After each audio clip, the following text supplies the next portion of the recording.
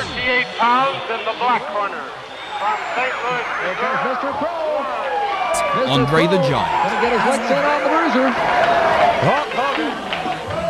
Number 1, the greatest WWE champion of all time, and in many ways, the man who made the title what it is today, Bruno Sammartino. his opponent weighing 236 pounds in the white corner. From Van Nuys, California. Welcome in to another edition of Retro Wrestling Rewind. As always, I am one half of the greatest uncrowned podcast tag team champions of the world.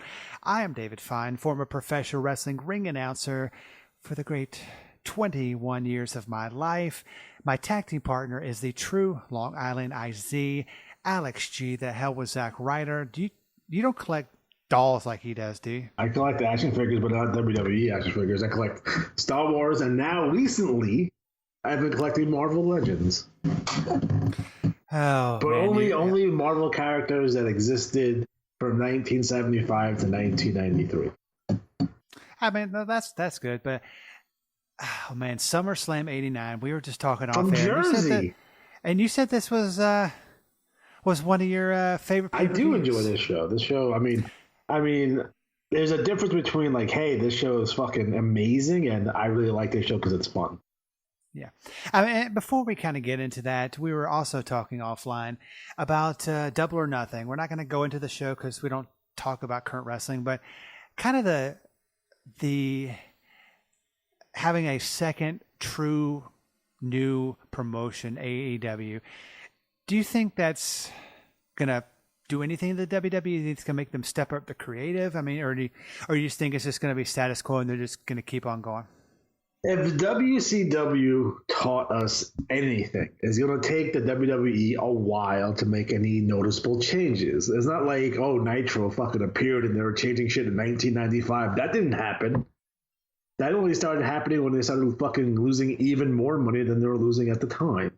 So until AEW affects either house show attendance, ratings, or WWE network subscriptions, you're not going to see any changes.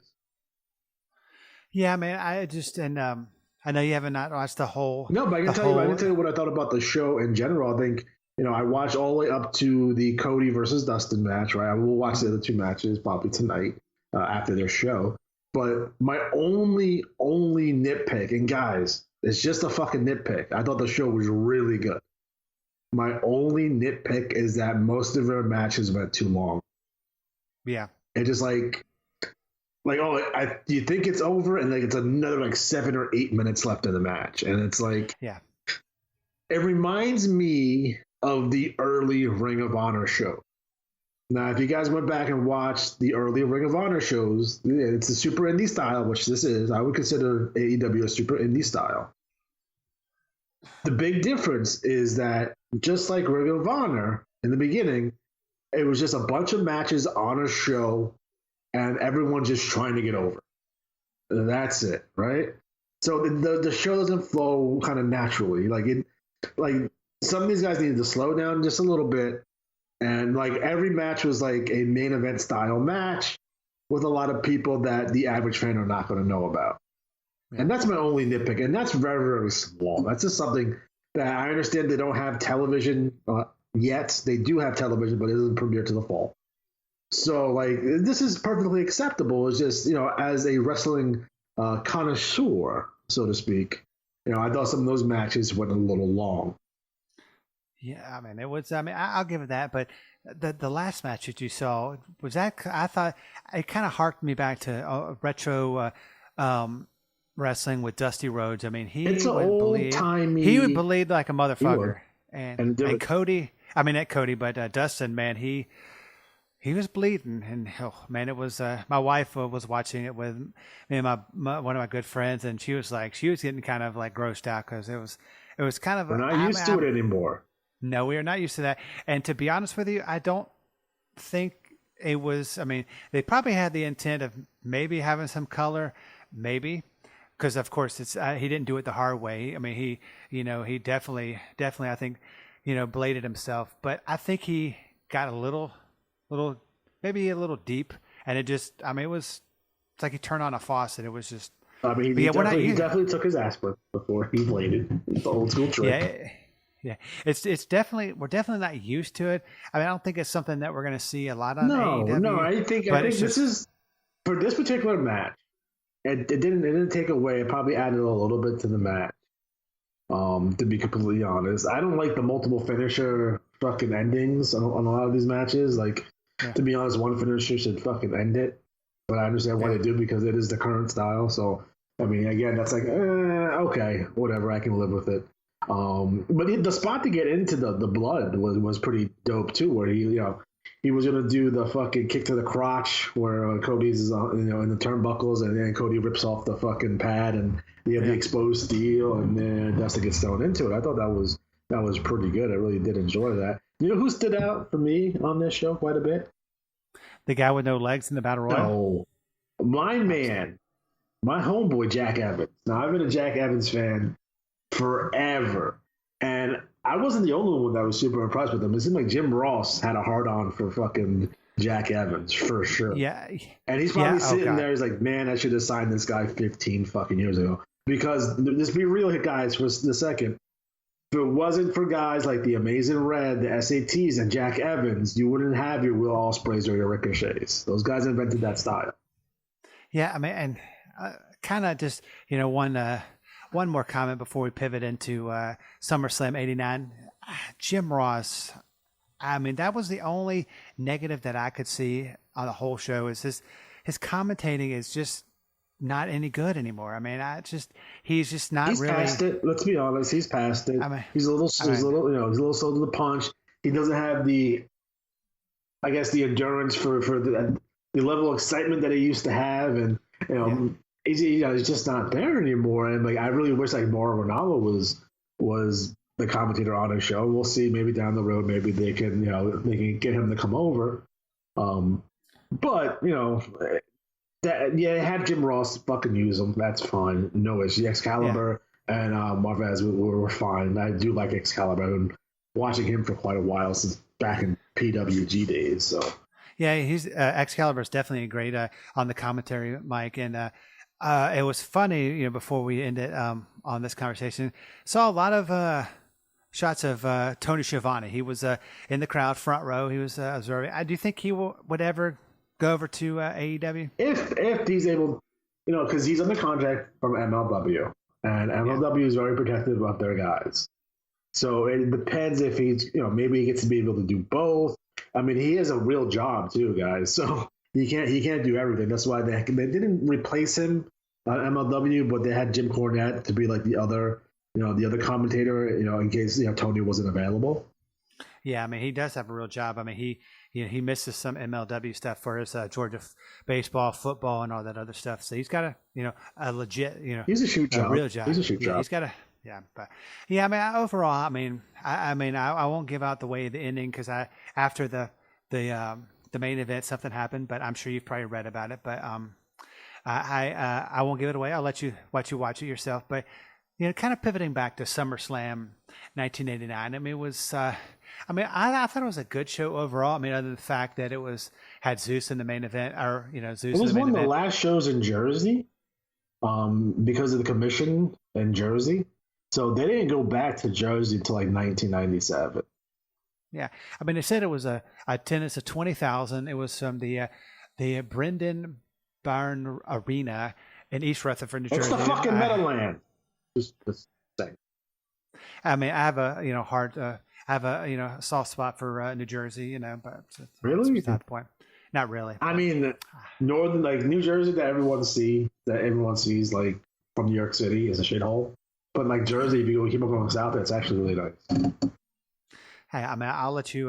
Will take your advice and never go to New Jersey again. But I'm don't sure. Go like to Newark. Like, you don't go there. Patterson, you want to stay away from there. Those are not fun areas to it. Yeah, but the first match that you saw on the SummerSlam pay-per-view, the Brainbusters, Arn Anderson and Tully Blanchard. The WWF World Tag Team Champion Brainbusters. Yes. They recently beat Demolition, and I guess there was a little. Schiavone is on this show, by the way, so he's the commentator with Jesse, which is important. And Schiavone's like saying, "Hey, how come the Brainbusters not defending the belts here?" And And Jesse says that, hey, listen, this match was signed before the Brainbusters won the belt, so why should they have to even put it up? Yeah. I mean, that gets the Hart Foundation. Of course, as everyone knows, Bret Hart showed up at Double or Nothing to present the new AEW belt. That was kind of cool. But with his tag team partner, Jim the Anvil Neidhart, I thought it was a really good match. What the fuck were the Hart Foundations doing in 1989? Not a whole lot. Mm-mm. No. Not a whole lot. Feuding with the Rougeaus, but I think that was more of an 88 thing. I think this might be one of the times where they kind of split them up every once in a while for like 6 months. And I think this is one of those times where they split up Bret and Jim. I mean, what were your thoughts on Tully and Arn as the Brainbusters? I mean, they were great in the NWA. It was they had good matches in WWF. I mean, because they had the Rockers and they had the Hart Foundation, so they had good matches, especially those Rocker matches. If you ever want to see some like really good fucking Rockers Brainbuster matches, like watch like their MSG stuff. I think it's really good. Yeah, man. I think I'm between the Brainbusters and the Hart Foundation. Who are you leaning more towards as a better tag team? That's a good question. See, here's the thing with the Hart Foundation. They had really good matches with the British Bulldogs. Yeah, that's it.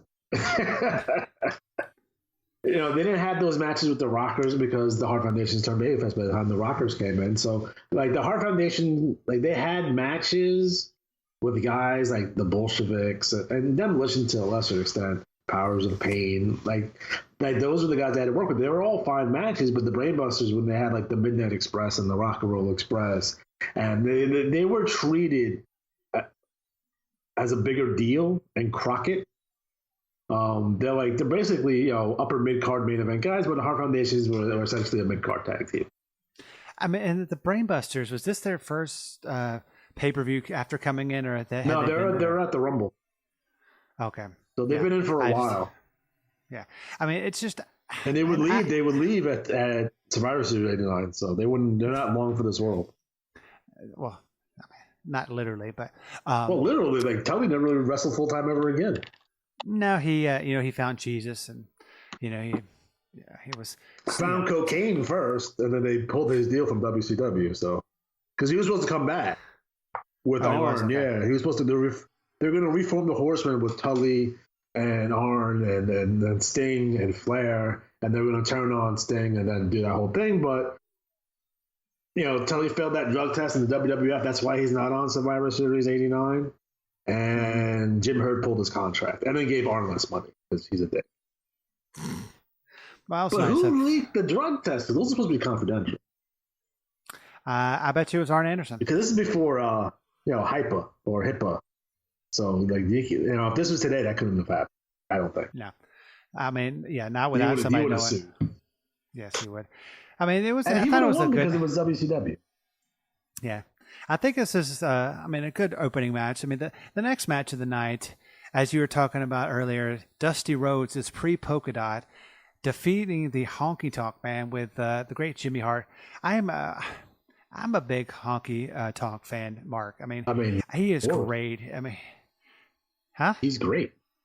I mean, I haven't seen him. I don't know if he still wrestles now, but I don't know how old he is, but back in the day, he was a great Intercontinental Champion. I mean, do you think he was, out of all the Intercontinental Champions that you can remember, who do you think the greatest Intercontinental Champion was that you, in your wrestling time of watching? I mean, I have to go with Savage, but Honky Tonk was the most interesting Intercontinental Champion because, like, you look at Honky, like, this guy fucking sucks. You know what I mean? And he was always figuring out a way to, like, hold on to the belt. And, he did have good matches with Savage. They main evented, like, Madison Square Garden and all that shit, too. So, they were on the B-Towns, but they were main eventing. And, Honky had good matches with, like, Brutus Beefcake and what have you. But he was really, he was fun. And he had it for such a long time. Yeah, I mean, it's just, it was...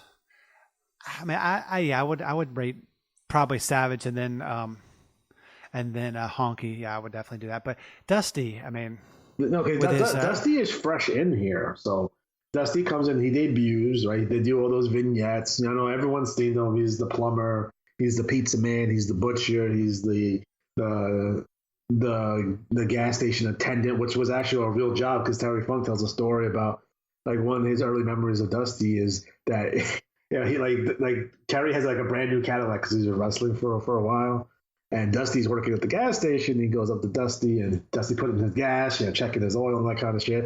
And he goes, damn Terry, this is a nice car. How can I get a car like this? And this is like before Dusty became a wrestler. And then became the Boston World Champion in his first night because he lied. He lied to the promoter and told him he was wrestling for the Funks. That's funny, but yeah, I mean, so Dusty's fresh. Dusty's fresh in here. So again, let's go back and put this in perspective. So Dusty leaves Crockett in January of '89, takes Dustin with him. Then he opens up his new Florida promotion that fails, and now he's in to the WWF at this point. So. And they didn't want him to be anything to do with creative or booking or nothing. They just wanted him to be Dusty Rhodes. And Dusty Rhodes had wrestled in the WWF prior, in the 70s. He had those great matches, that great trilogy of matches with Superstar Billy Graham. So, again, maybe the modern audience at this time may not remember Dusty Rhodes, but if you're a hardcore fan and watch, WWF in the 70s, you're definitely going to know who Dusty Rhodes is. I mean, of course, he had the Boss Man's nightstick. He stole it in the hat. Yeah, he stole it.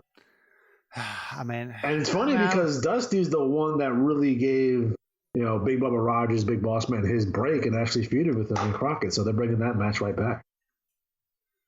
Yeah, I mean, what do you think? Dusty's work, post NWA and well, here's the thing: Dusty Rhodes has been nowhere near a main event post 1986, and some people can say in '85. So the WWE. Had it right with him. They keep him in mid card. I mean, he's going against names. He wasn't like he was wrestling nobodies.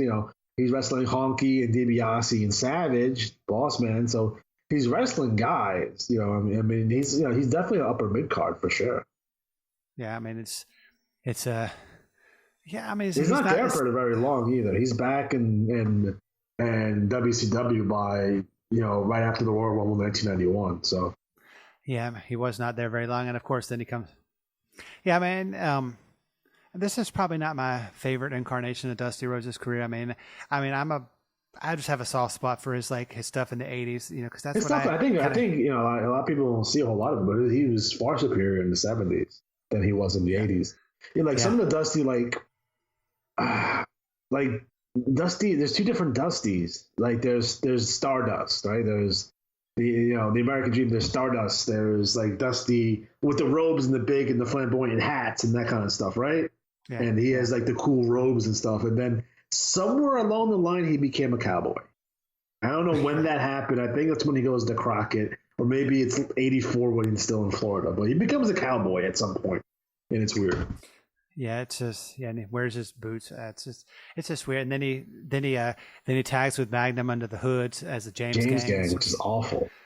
Yeah, it's not as bad. It's not as bad as the Midnight Rider, but the only time that I like that angle, that particular, everyone knows that angle. The babyface loses a lose town match and comes back over a mask. The only time I really did like that, it was in a Mid-South with Stagger Lee and Junkyard Dog. So that was really cool because Stagger, they always do it fucked up, right? Because like the Yellow Dog, right? But the Yellow Dog was Brian Pillman's #1 fan. And he comes out to Brian Pillman's music. Mr. America was like the #1 Hulkamaniac. Fucking Stagger Lee fucking hated JYD. JYD owed Stagger Lee money. I mean, I think the worst gimmick is Charlie Brown from Out of Town. So I can't say nothing bad about Jimmy Valiant. Why? Because it's fucking Jimmy Valiant. He drew money. Yeah, I mean, he even drew money. With his Charlie Brown from Out of Town. It's just like, he did. I mean, do you think that would, in the current state of wrestling, do you think that would work? Or do you think people would think it was stupid? I think people think it was stupid. It could work. With the right guy, it could work. But Jimmy Valiant, my favorite Jimmy Valiant thing is when fucking Pistol Pez Wildly turned on him. It's fucking fantastic. That promo afterwards. It's like, you were my brother. My brother. It was ridiculous. Yeah, well, you do a great Jimmy Valiant. Not bad. But next match on the evening is Mr. Perfect, not Kurt Hennig, but Mr. Perfect, taking on your favorite wrestler, the Red Rooster, Terry Taylor. You know what's funny? Like, a lot of people say, like, oh, like Kurt Hennig came in as Mr. Perfect, but they transitioned him for a while. Like Mr. Perfect was his nickname. Like it was Mr. Perfect Kurt Hennig or Kurt Mr. Perfect Hennig for a while, for a little bit. Even like in Royal Rumble '89, they still kind of call him Kurt Hennig, and they don't really 100% transition to the whole Mr. Perfect character like until like after WrestleMania 5. Yeah. Where like they started even mentioning Kurt Hennig. I mean, what were your thoughts on Kurt Hennig at this time? I mean, he's going up against the Red fucking Rooster. Yeah, I mean, which is probably the worst gimmick. I mean, Kurt at this point, he's just coming off losing the AWA title. I would say less than a year before this to Jerry Lawler. So he was a big deal. He's a star, and you know they're positioning him because everyone knows how good he fucking is. They're positioning him to get him ready for Hogan at some point, which they eventually do in 1990. But you know, with his perfect streak, and you know, he is what he says he is, and he's perfect. I mean, was this a right around or before or after the? Remember how they had all those vignettes of him like, you know, tossing a basketball into a net? This would have to be. This is because they did 2 sets of those. So this is in between the first and second set. I mean, dude, as a kid growing up, you know, in the 1989 era, I mean, what are your thoughts on these outrageous promos where he doesn't miss a shot on anything? Or I think they're legitimate.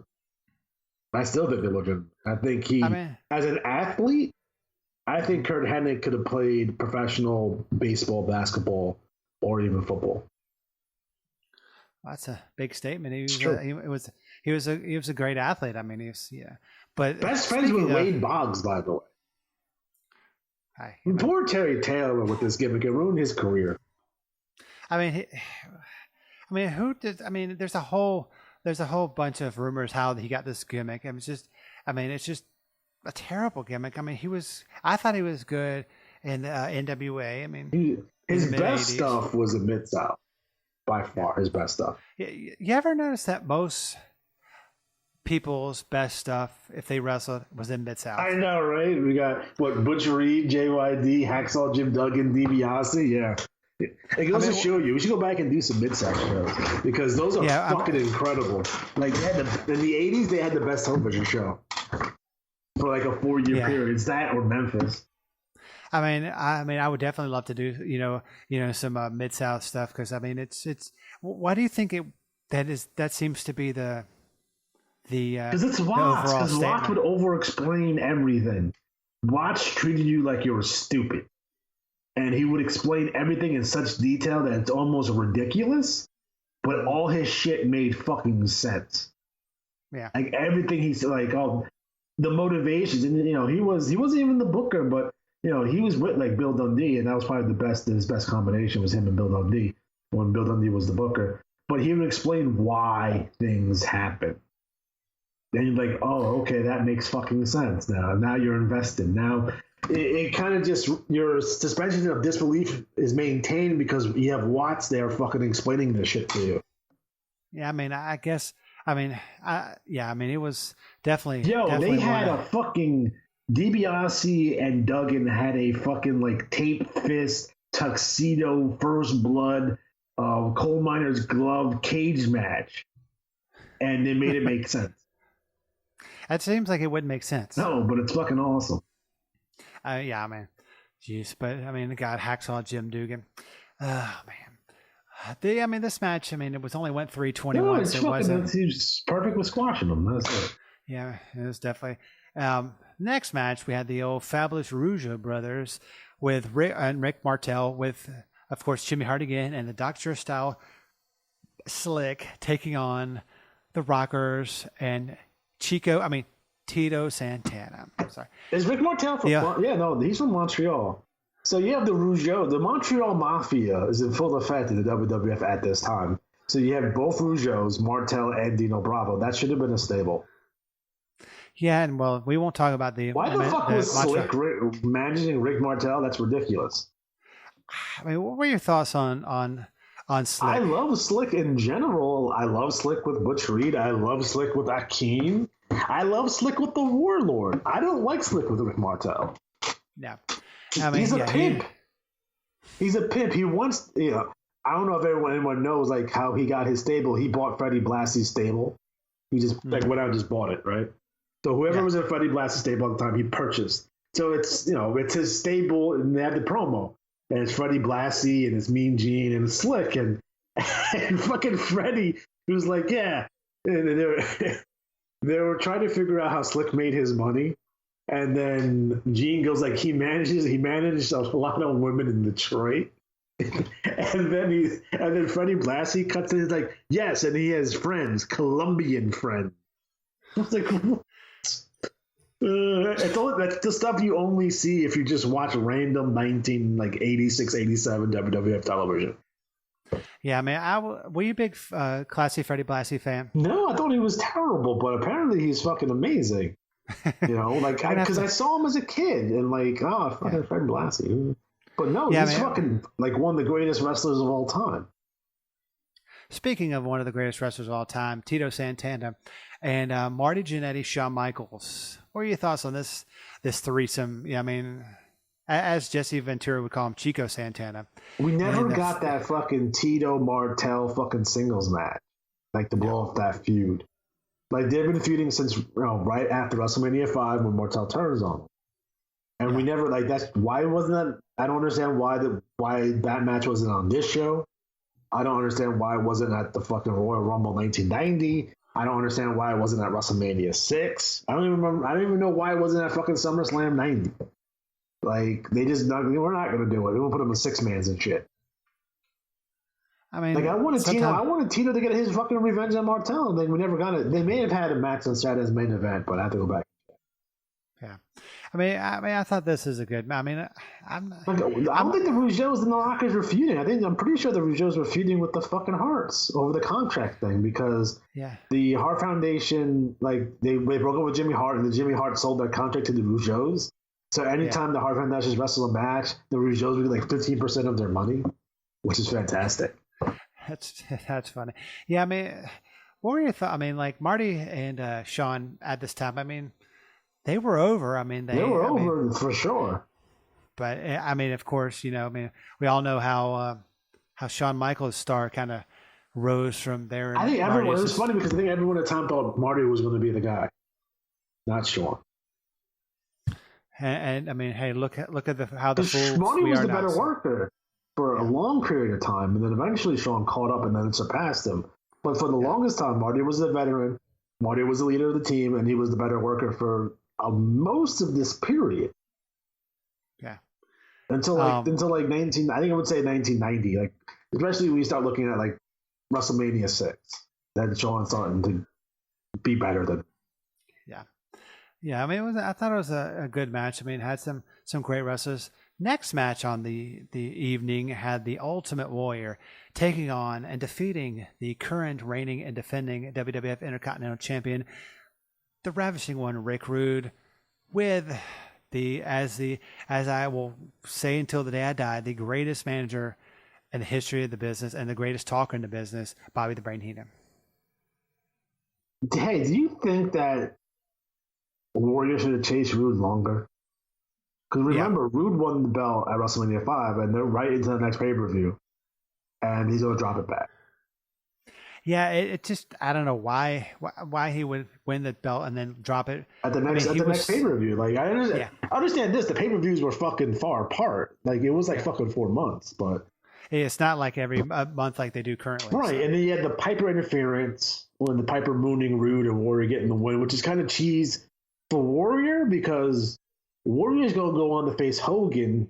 At least they may not even know that yet at this point, but at some point he's going to be the WWF champion. Why would you have him win this way over Rude? I mean, I know you bring it back at SummerSlam 90, but there's no way they're thinking that far ahead.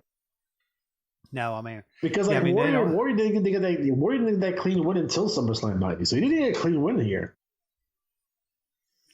So it's weird booking. I think Warrior should have chased, and this probably should have been a match at WrestleMania 6 because, not for nothing, Rude, after losing this, fucking goes. He has the feud with Piper, and then he's feuding with fucking Snuka, lower mid card matches. Oh, the great late Jimmy Superfly Snuka. Murderer. I don't know if he had murdered her by then. He by did. this It was time. 1983 he murdered that girl. So allegedly. No, he got convicted of that shit. No, allegedly, he's a fucking murderer. He's dead, so, He's whatever. a dead murderer at that. I still love you, Jimmy, by the way. One of my favorite Jimmy Snuka moment is when he's teaming with Terry Gordy in Georgia, and for some reason they have fucking Jimmy Snuka in a cowboy hat. Like, that popped the shit out of me when I saw that. I was like, this is amazing. This is when the Freebirds were feuding with each other for the first time, too, which is a big deal. Yeah. Jimmy Snuka also became a cowboy. It's weird. A lot of people being cowboys. What do you think about Piper at this point? Like, now Piper was rumored to go to WCW in 1989, but apparently they lowballed him, so he's stuck with the WWF here. I'm not. I'm a early 80, mid 80. I think I'm a Georgia Championship Wrestling Piper fan. I mean, his Crockett stuff was amazing. His Georgia stuff was really good. I mean, Piper doesn't have another good match until fucking that Bret Hart match, 3 years after this, and that's like probably his last good match too. That one with Hogan, one of the WCW matches with Hogan wasn't bad. There's one that's a cage match with Hogan and fucking Piper that's fucking awful. Not that one. There's another one that's better. That's funny. But yeah, I'm a early Georgia Championship Wrestling, that kind of the early 80s, mid 80s. And he was a babyface for half that time too, guys. Like, he's a babyface and he's a babyface before he goes to WWF. Like, he's on the Starrcade 83 show as a babyface. Yeah, I mean, I was watching some old Georgia Championship Wrestling. One of the times that I went on my YouTube binge and got into that deeper rabbit hole, it was Rowdy Piper was, of course, doing commentary with the late great Gordon Soley, and being crazy as is, and the late also great Gino Hernandez. I think it was back in early Gino Hernandez days. But I mean, what are your thoughts on Gino? I love Gino. Like, in the NWA 1984 project, I have Piper and Gino as a tag team. That would have been a great tag team. Guerreros at that. So that is Hector and Chavo Guerrero. They're going back and forth for the United States Tag Team Championship. Yeah, I'm hoping that they have some great wrestlers that they cover in this. Hopefully, if they have a season 2 of Dark Side. I think it's already they've already started asking for ideas. Yeah, I mean, I thought overall, what did you think of? I mean, of the whole series. Here's the thing. I liked it. It was good. There's no new information there. So if you're a fucking wrestling nerd like me or you're not going to learn anything new. Mm-mm. And they don't go deep in terms of investigation. They just basically got, here's a bunch of wrestlers. This is what they think happened. So it's not like they're out looking for the fucking truth here. It's basically like a WWE documentary, but actually, it's less biased. I don't even know how they're using that WWE footage, by the way. Yeah, I'm not sure, but all I kind of learned is, God, the Von Erichs, they're a very tragic family. Very tragic. I think people forget how fucking old they were. Yeah, it's just Vince wanted to bring them in '84 as a group. He wanted to buy more class. They had the meeting on the tarmac and the fucking airplane, and at the end of the day, Fritz didn't want to sell. You think that was a bad move on Fritz's part? He should have sold. I mean, because at the time it wasn't bad. At the time it made sense because you see what fucking Vince did to his other partners, whether it be, hey, look what happened down in Georgia where he took over Georgia Championship Wrestling. Hey, he never really paid Stu that money for Stampede. You know what I mean? Like, I think Fritz was like, they're going to buy it and then not figure out a way not to fucking pay me at the end of it and then take my boys. Yeah. So, like, I can see why Fritz was like, maybe not. I don't know about Vince. He looks like he's not going to fucking, he's not going to pay because he's paying a lot of these guys on installments. He wasn't buying like, here's $3 million. I'm going to buy you out. It would have been whatever. And they would have had a job and they probably would have had a Ticketmaster office or whatever, down in Dallas. But for the longest time, the WWF didn't really do good business, in that area. But according to our good friend Kevin Von Erich, that Vince was already kind of paranoid that Hogan was going to go back to the AWA or Hogan was going to try to fuck him, so he wanted to bring in the Von Erichs back up. To push them in that top spot, which actually makes sense. Yeah. I mean, there's a lot of things that woulda, shoulda, coulda. But Vince is smart because Vince, what he did? He fucking moved in Hogan on his fucking block in Connecticut, which is a tactic I use when I rebooked that 84 is like, I need Bruiser Brody to be my friend. So we're going to live in Los Angeles, and he's going to live in the same neighborhood as me down the fucking street. And our wives are going to be friends, and our kids are going to play with each other. Yeah. That's the Vince invented that concept, and he always wanted his top guy to call him every day. It was important to him. I guess Hogan called him every day. Every single day. Brett talks about that. It's like, he wanted me to call. Like, why do I have to call you every day? He's like, I want you to call me every day. Okay. Like, hey. Like, how you doing? Like, 'cause you have the belt, bro. Like, what if he fucking no-shows? What if he tries to fuck around? What if he's unhappy? You know what I mean? Like, that's your dude. Like, back then, if you had the belt, you're Vince's guy. So he wants to fucking talk to you every day. To see how you're doing, how you're feeling, how the injury's holding up. How was that last match? Oh, here's some ideas for, promos, or this is our booking. He's a top guy. Of course he's going to talk. It'd be ridiculous if he didn't. Yeah. Well, the next match on the card had Demolition Axe and Smash and King Hacksaw Jim Duggan defeating Andre the Giant and the Twin Towers, Akeem and the Big Boss Man with Bobby Heenan and another appearance by the Great Slick. Your thoughts on this match? I'm confused about when the fucking Twin Towers were feuding with Demolition. They probably were. Because I know they just had the match. They just lost the belts to the Brainbusters. Duggan is clearly feuding with Andre. Right? We know that for sure. But I think that was earlier in the fucking... maybe not. I thought that was in the... I'm not sure. But Duggan beats fucking Haku for the crown, right? And now he's with Andre, feuding with Andre. Weird. This is where fucking... Duggan had the face paint on for no reason. It was weird. I don't know. Yeah, I mean, Hacksaw, he's never been one of my favorites. Didn't he have a crown on the fucking 2x4? Which is amazing. Yeah, yes. I mean, he definitely not one of my favorite wrestlers. Really nice guy, but yeah, it's just not one of my favorite wrestlers. Just I've never... I mean, were you a bigger fan of like his old like Mid-South stuff and his older pre-WWF days? I mean, I am. I mean, from just an objective standpoint, of course. But there's a time like in 1993, 94, like when Duggan gets good again, like for a really brief time, and he has that feud with Shawn Michaels on Raw, which is really weird. But Duggan's doing some really cool stuff, and he's clearly at times he's like the number 2 babyface in the company, and it's really weird, and he's going against like Yokozuna, like they're about to do something with Duggan, and then they don't, and then he goes to WCW.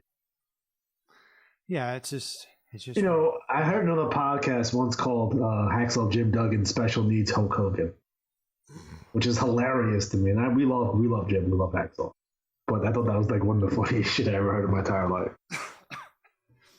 Yeah, I mean, we can't. I mean, I can't say anything bad about it because the brief interactions that we had at WrestleCon and the he's cool as shit. I had before is I've met him a couple of times. He's pretty cool. I mean, super cool brother. But yeah, I mean, it's just like he is. I do see him as a special. That's his character. There's a difference between Jim Duggan the man and Jim Duggan the character. Yeah. Yes, Jim Duggan the wrestler and Jim, yeah. Definitely. I mean, hey, whenever I'm hanging out at the bar at the hotel and I see him drinking wine with a genius, then life is good. That's good. What do you like Akeem? Are you an Akeem or one man gang guy? I love a fucking Akeem the African Dream. It's a fucking white guy trying to act like he's black. Yeah, like with African. African with his jive walk and his.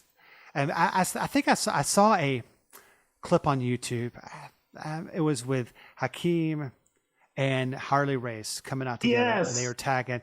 And Harley Race is just trying to walk like Hakeem. That's why house shows are so fun, and I recommend anyone listening to this go to your local house shows because you see some wild stuff on there from time to time. Yeah. And I was like, oh my god, Have you ever seen the clip of the Twin Towers with Slick on Arsenio Hall? No. Oh, check that out because Akeem proclaims to Arsenio Hall that he's going to become the first black heavyweight champion. I think we talked about this before. It's fucking hilarious. I'm going to have to look it up on the old YouTube after the show. It looks like he's a real brother. He's a real brother. Not like that other guy, Coco Beware, he's a real brother. And the way he talks is like, I don't know. It's just, I don't know. It's not. I guess it's not. I don't know. Just it's awesome. It's ridiculous. Yes, they're making fun of Dusty Rhodes yet again. But it's fucking funny. And I often say like, hey, listen, a lot of people say that you can't do that on television today, and I often counter that with saying you couldn't do that on TV back in the day, but they fucking did it anyway. Akeem is something that I wouldn't put on television. no. Sure. I mean, it would definitely get a lot of people really up in arms. I mean, people get up in arms for, and I think the reason they could get away, the reason they could push the envelope back in the 80s and early 90s is because there was no internet, there was no Twitter, there was no Instagram. I don't think people took professional wrestling serious.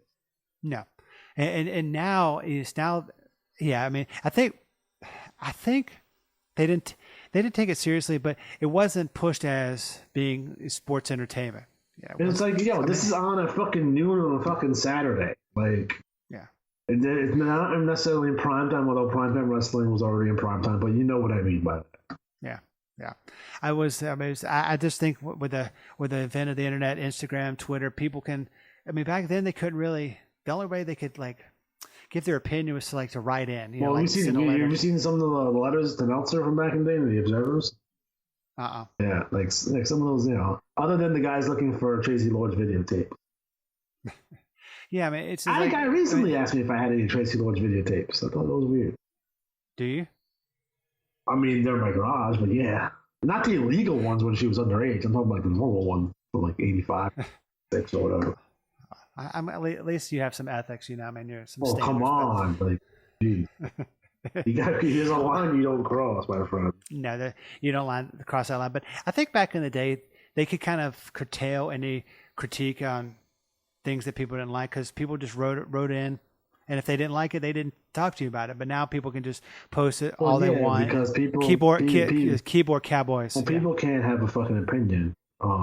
That's their own anymore. So, like, I give you an example, right? So everyone knows that the majority of the people in the world did not like the Game of Thrones fucking finale, right? So say, like, okay, I don't have Twitter, right? And I watched that last episode of Game of Thrones and I fucking loved it, right? Yeah. I thought it was amazing. Then I go on Twitter, find out that everyone else fucking hates it. Yeah. So at this point, do I hate it or do I love it? Do I just say fuck this shit because everyone else fucking hates it? Like, if you like something that no one else likes, fucking stand your fucking ground, for fucking Christ's sake. Yep. Don't let other people dictate how you feel about something. It's like the recent Money in the Bank fucking pay-per-view. It's like, if you fucking like that fucking show, fucking like the show. I'm not telling you not to like the show. Like the fucking show. Grow a fucking sack and like the fucking show. Don't be like, because people on the internet say the show sucks, that means the show sucks. They don't mean shit, bro. Now, I thought Money in the Bank sucked, but that's just me. But that's not because other people thought it sucked.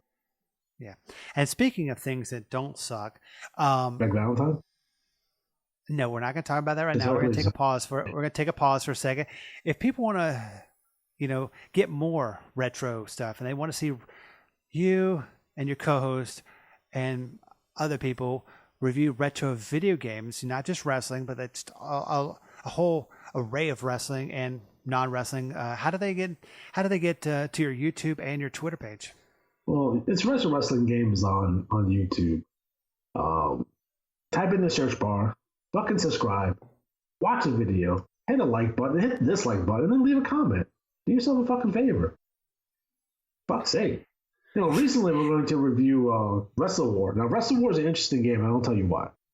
Wrestle War was a game that was put out by Sega.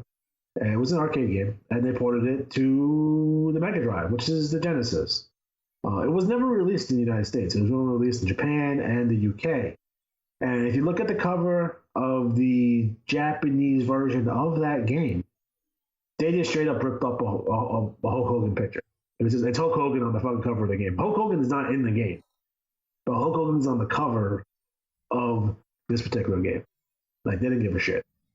is legitimate. Like this, it's Hulk Hogan. Like there's no two ways about that. They didn't even try to fucking make it any different. It's Hulk Hogan, and the UK version is some other dude. But on this one, it's Hulk Hogan. Yeah, I mean, it's. I mean, hey. But we have fun. We're gonna do every single wrestling video game ever. Period. Ever. Even current. We done current ones already. We're up to. We haven't done 19 yet, but we did 18. Yeah, I haven't played a wrestling video games since. You know, I'm talking about Commodore 64. We're gonna do a fucking Atari. We're gonna do. We're gonna do Neo Geo. There's wrestling games on that, like TurboGrafx 16. We're gonna do them fucking all. I have most of them. There's some I can't get, but I'll use the emulator for that. I don't give a fuck. I mean, what were your thoughts on the Neo Geo? It's expensive. It's good. It's fucking fantastic. It's fucking expensive. Well, I mean, hey, if you're dedicated to what you're doing, you'll make it happen. Like no one's paying a fucking grand for fucking Neo Geo in 1993. It's just not fucking happening for you. No. Because they're basically fucking arcade, like straight to arcade, like fucking ports. And the cartridges are fucking ginormous. They're the size, they're bigger than VHS tapes. That's how big the fucking cartridge is for these things, right? And it was a fucking $1,000, and it was like $100 something for the fucking games. No one fucking bought it. Like I didn't even know anyone that fucking had the fucking. And now you're going to be playing it. Does anyone know what a fucking Apple Pippin is? No. You know why? Because no one bought it. What the hell is that? Apple Pippin was Apple's attempt at a video game console. Huh. I did not know that. But fucking Steve Jobs fucking hated it, but Steve Jobs started at Atari. Fuck that guy. He's dead. Yeah, well, hey. Are there any new projects that you're going to be working up in the next couple weeks? Yes. There's a few. We're currently doing a playthrough of Marvel Ultimate Alliance #1 for the Xbox 360 as we get closer to the release of Ultimate Alliance 3 for the Switch. We're also doing Fist of the North Star. That's a really bloody game that everyone should enjoy. And of course, we have the NWA 1984 project. Well, we go back and we've been discussing a lot of modern wrestling recently. Kind of feel bad about it because I don't really like doing that, but with so much stuff in the news that we have to fucking talk about, there's no fucking choice. But we'll get back to our regular scheduled programs. Talking about 1984, NWA 1984, the year 1984 in general, and how it was shitty for everyone except for Mid-South and Memphis, and everyone else was. WWF wasn't bad that year either, but Crockett was really bad. Hey, that I guess that's a. And Georgia was fucking the worst. 84. I mean, I have to disagree with that. But, you didn't watch 84 Georgia, so yeah, I know. No, you did not watch 84 Georgia. How do you know that? Because you didn't. How do you know that? All right, okay. Who's the top babyface in 1984 Georgia? I don't know. It's the fucking Thunderfoot 1, Thunderfoot 2, Ole Anderson, and fucking Thunderbolt Patterson. That's your fucking crew. After Vince buys fucking Georgia, Ole starts up a fucking another Georgia, right? Because it's fucking Ole. He don't give a fuck, right? He gets time on TBS too. I'm talking about that. That's fucking awful. Okay. Yeah, I mean, maybe. No, but me, wow. The worst. Hey, I am the worst. We have to disagree a lot of people don't like the 83 Georgia either. Yeah, man. Anyway. Next match of the evening had Greg the Hammer Valentine with another appearance by the Mouth of the South, Jimmy Hart, taking on Hercules. Who gives a fuck? Well, I mean, what was was there a feud going on between these two jabronis? No, Hercules was feuding with DiBiase because DiBiase tried to buy Hercules as a slave, which is weird. And then he had Virgil, but that's beside the point. Well, Virgil wasn't a slave because he got paid, and paid very well from what I understand. He made, he had his fuck money and his breadsticks. He was good to go. But yeah, so they're doing this weird angle where DiBiase buys fucking Hercules from Bobby Heenan, and he's a slave, and he actually calls him a fucking slave, and Hercules gets all mad about it. But I think they may have blew that off, so they're probably in between feuds right now. Like, Valentine's not doing anything, Hercules is not doing anything, DiBiase's not doing anything, and Snuka just came fucking back, and he's already fucking losing. I mean, hey, thank God this match only went 3 minutes and eight I would seconds. prefer that Dino Bravo versus Coco Beware match that was a dark match than this match. Yeah, I mean, oh, God. Wait, where's Ronnie Garvin? Isn't Ronnie Garvin feuding? Was Ronnie Garvin the fucking referee in this match? I think he was. Yes, he was. That's the angle. The angle is Greg Valentine's and fucking Ronnie Garvin. Ronnie Garvin loses a loser leave town match, and he becomes like an announcer, and then he fucks with Valentine like the entire time. Like he calls him like stupid. He doesn't know if he's coming or going. And then he's a referee and he fucks Valentine, and then eventually they have a match, and that's where he gets the hammer jammer, which is the fucking shin guard, and Valentine has the fucking heartbreaker, which is the shin guard. He turns it fucking backwards and kills people with the fucking figure four. Yeah, man. That's the feud that Valentine was doing. So Hercules is just the guy that's there. Oh man, it was. Like I said, I'm glad it only went 308 because it should not have been on the card. But they had to. Guess they had to have another match. So they had to extend that fucking Valentine Ronnie Garvin feud, which is they had good matches. Ronnie Garvin and Greg Valentine fucking beat the shit out of each other. Yep. And then the next match, it was the semi-main event. Ted DiBiase. It wasn't no semi-main event. The semi-main event was Warrior Rude. This is a fucking popcorn match for fucking DiBiase and Snuka. 6 minutes and a fucking count out. I mean, it was. Ted DiBiase. I am a big fan. I mean, of course, like always, people's best stuff is in Mid-South and Georgia. I mean, Ted DiBiase. What were your thoughts on Ted DiBiase in '89? Yeah. What were your thoughts on Ted DiBiase in 1989 WWF? That's a rough year for him. He's down the card. I mean, that's why they give him $1 million belt. He's down the card. He's floundering. There's not a whole lot left for him to do. Now He's in the main event of Survivor Series 89 against Hogan, which is weird. I don't even know why that's even a thing. But yeah, he doesn't do anything. Like he doesn't have any big angles until they do the Virgil stuff in '91. Yeah, like, that Boss Man angle where like that was funny. Where that's right after WrestleMania 6. That's basically it. Maybe a whole lot. And Jimmy Snuka, he just came back. They're fucking jobbing him out already. He just came back. He didn't wrestle WrestleMania 5, but he made an appearance, and it was supposed to be his big return of Jimmy Snuka at WrestleMania 5, and they're already fucking jobbing him out. Why? What the fuck? Like, he should have stayed in the AWA for fucking Christ's sakes. What is he doing? Yeah, man. It could have just been about, hey, I'm getting paid. So stop killing people and fucking just what the fuck. Oh man! Moving on to the main event, Brutus Beefcake and Hulk Hogan with the lovely Miss Elizabeth defeated Randy Savage and Zeus with Sensational Sherry. Hey, let me ask you a question. Do you think the man and woman violence they did on Sherry made you uncomfortable?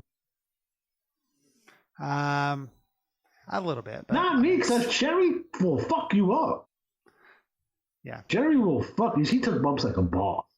Yeah, she did. And the thing that made me uncomfortable were Zeus. Or Z Gangster if you want to be a dick about it.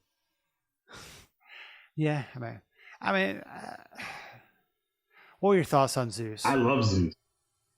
Really? Dude, Zeus was going to remain at WrestleMania 6 until they changed their mind.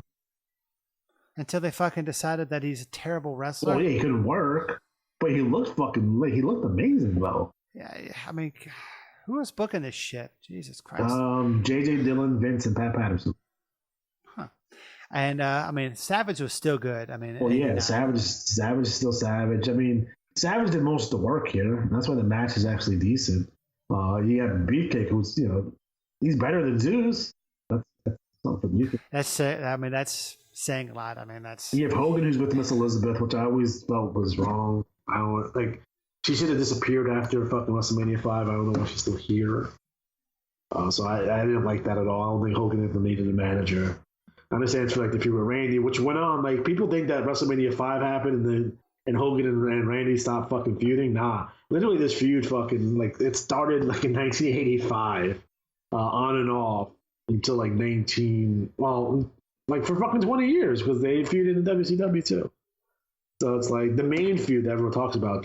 Literally, you start that angle, maybe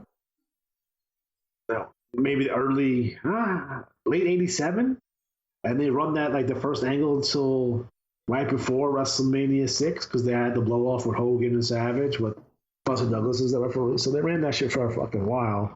They would split apart and come back again, but they ran that shit for a while. Yeah, I mean, I was a big Randy Savage fan. I mean, I just kind of hark back. Well, I mean, I guess we'll talk about it now because we're probably not going to do that show. The No Holds Barred, the match, the movie, because the match is Hogan and Beefcake versus Savage and Zeus inside of a steel cage. And that was fucking really good. Interesting. I really liked it. Was, actually. Yeah, I mean, it was, what are your thoughts on No Holds Barred? You like that flick? I mean, I was a fan. I mean, I haven't watched it. Is it Hogan's best movie? Yeah. What's Hogan's best movie? I don't know. Like, do you like that or Suburban Commando?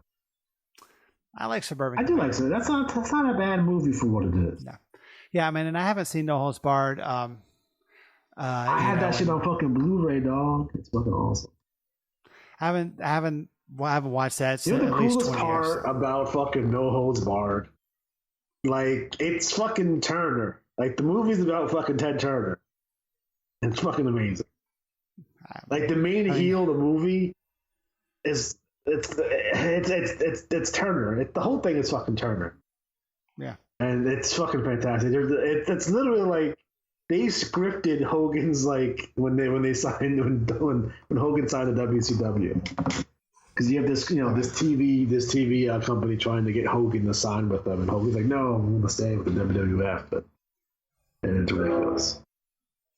Yeah, I mean, it is what it is. We should do commentary over No Holds Barred. I hear Ice Train. Ice Train is coming through. He's with Scott Norton.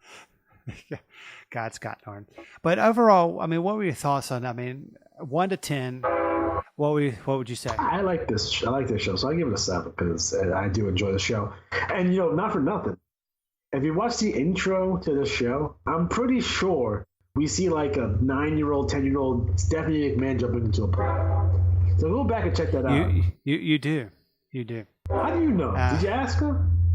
No, I think they did. They talked about it on something. I don't know. I think it was on. I heard a Shivani podcast, Shivani show, on What Happened When, and they talked about it. It's definitely because that's Vince's pool for sure. Yeah, I don't know who those other people were, but it was definitely a long intro, and they had with them talking, and then they went to they had Shivani and Ventura talking, and then they went to the open. It was it's definitely an overall. I'd give it probably 8. I'd probably give it a little higher than you. Yeah. It's a good show, man. I mean, if you're a smart mark motherfucker, like we're supposed to be, but we're not, you're probably gonna hate this show. But this show is fun.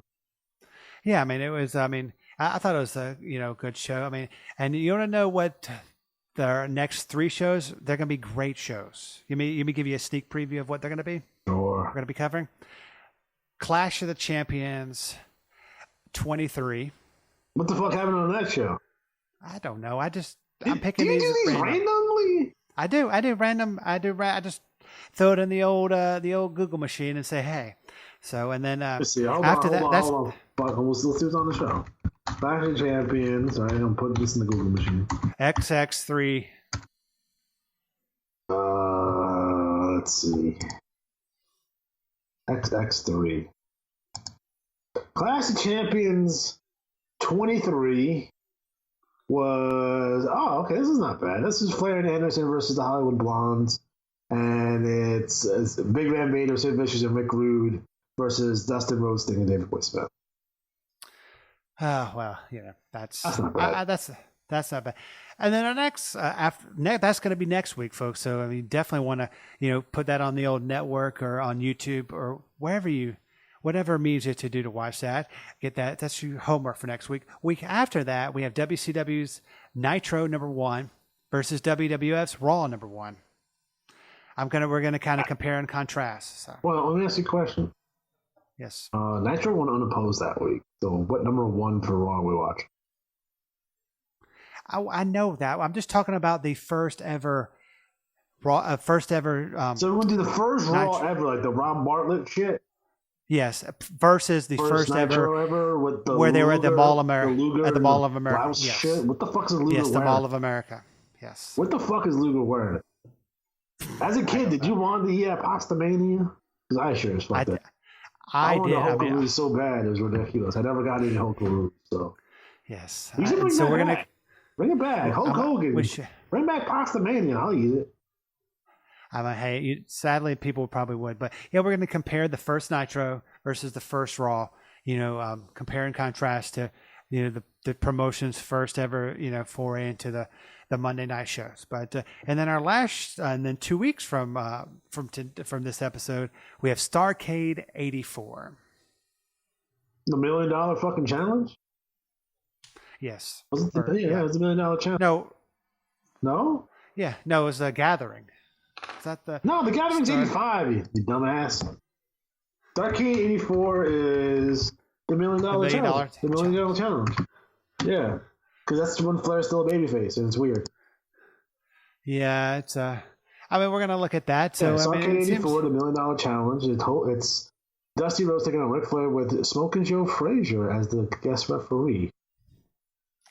Yes, I mean it should be There's only one good great match on that show, by the way. We'll talk about that. I'm just saying. I mean, it's not fucking Paul Jones versus Jimmy Valiant. That's for sure.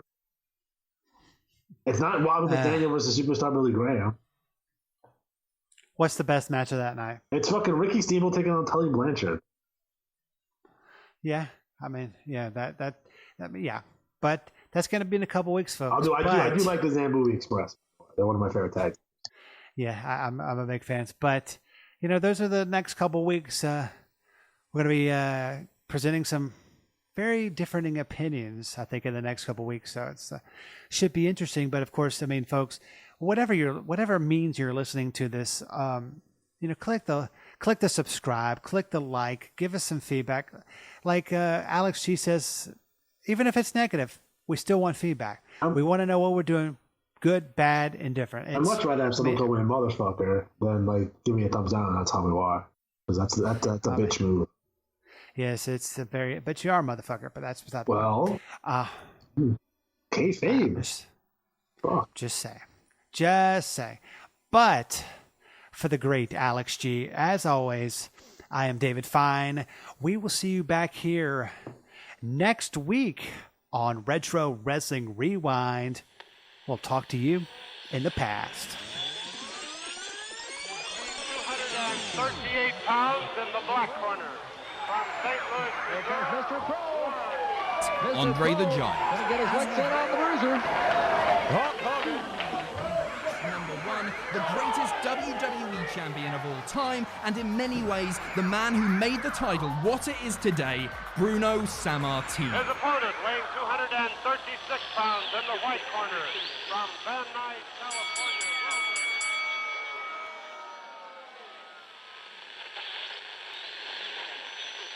Quand même à Enedis. Oui,